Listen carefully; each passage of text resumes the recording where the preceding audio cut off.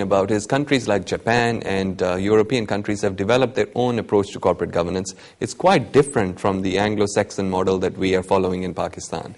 Do you think Pakistan needs to also take account of the cultural issues and the differences? And since you've already talked about the family business and their, suppose their controlling interest in a lot of these companies, isn't it a time that our code took account of those things? Well, in Japan and Germany, I think the credit company, the banks or financial institution, they are the ones who monitor the performance of the company because they have major stakes in it. The system in North America, in England and United States is different. I think there is a diverse shareholding. So I think they need a system where you need to have an independent board, separation of ownership and management, and there is the importance of, I think, the non-executive directors. So the disclosure requirements, that is also important. So I think they need to have committees which decide the remuneration of the chief executive. So they should have the power, they do have the powers to hire or fire. So these are the things that are okay as far as we have diverse shareholding. I think where we lack in the present code is the focus on business groups. So I would think that this is an area where we need to make a lot of improvement. And Dr. Afra Sajjad, that raises another interesting question about protecting the interest of minority shareholders, because often if you're holding a small percentage in a company, you're not going to receive the sort of, I suppose, freedom and access to information that you would as a larger investor. How do you think that can be dealt with in the Pakistani context?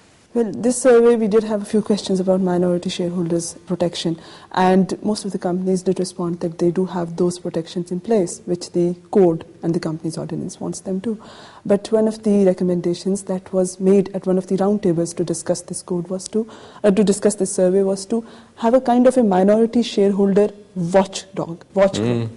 This is the kind of a thing they have in Malaysia, where a few executive directors, a few non-executive directors, those who are influential, they have come together along with the regulator to form a minority shareholder watch group.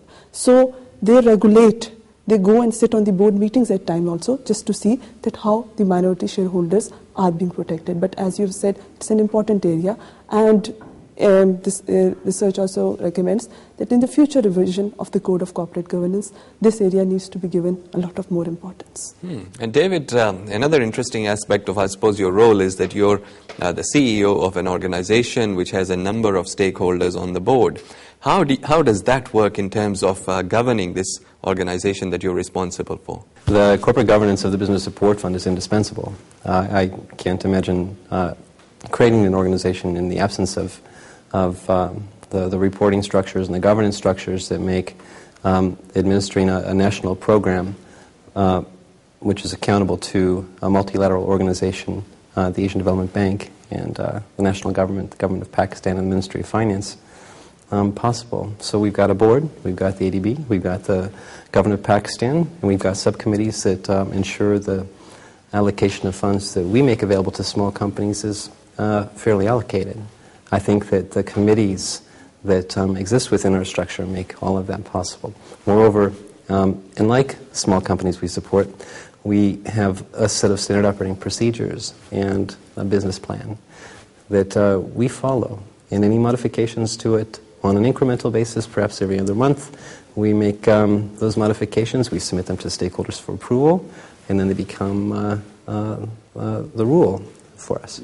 So we see lots of small companies following suit, and they take examples from the Business Support Fund where it's applicable, and we refer to those. Business plans are a common investment category, and the introduction of management and standard operating procedures also important investment. David, thank you very much. We've come to the end of our time, so I'd like to thank you all for being on the program to discuss the whole concept of corporate governance and how we can improve things in Pakistan. First of all, David, thank you for being here. Thank you, Amir. Dr. Afra Sajjad from ACCA, thank you for being here as well.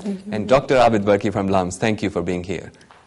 That was our panel talking about the state of corporate governance in Pakistan with a special focus on the ACCA survey conducted to gauge the performance of Pakistani companies in regards to corporate governance. Thank you for joining us. I'm Amir Qureshi. We'll see you next week.